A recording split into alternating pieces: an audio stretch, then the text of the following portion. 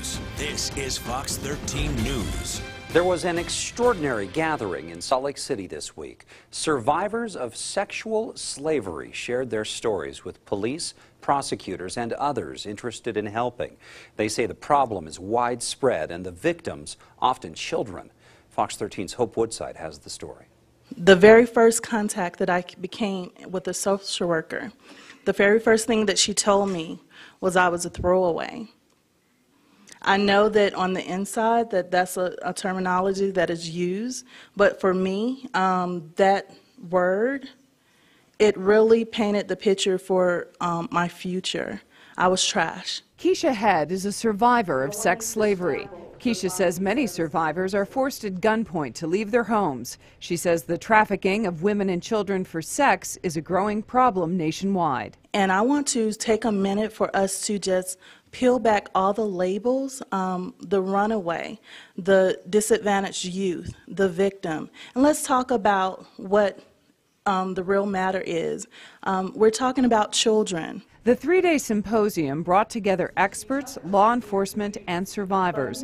Its goal to educate Utahns on a slave trade that's happening in their backyard. The average age of a prostitute in the United States is anywhere from 12 to 14, and I think that's a startling statistic to know and to find out that our junior high age students are being trafficked at that age. Survivors say victims are often young adults who are influenced by adults who don't have good intentions. The unfortunate thing is that a lot of these girls who are young don't look that way once a trafficker or once someone has taken their innocence from them, so we have lost that compassion. Stacy says she was a sex slave for years, but it's hard for her to see such young girls forced into prostitution. Yes, I felt sorry that I too was held at gunpoint and my family was threatened if I did not go, but at least I was out of my pigtails.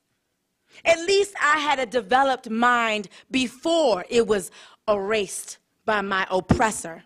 I could almost hear them thinking, please, I hope I won't be her age left here. They thought maybe in a few years they'd be out. Like her other survivor sisters at the conference, Stacy hopes to help other victims, to give them someone who can relate to their plight. A lot of our victims, even when I was a victim, I felt faceless.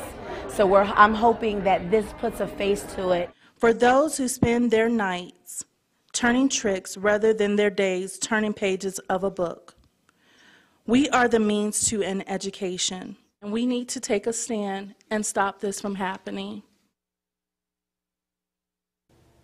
That was Hope Woodside reporting. Coming up later in the newscast, we'll tell you how survivors are teaming up with law enforcement to battle sex slavery.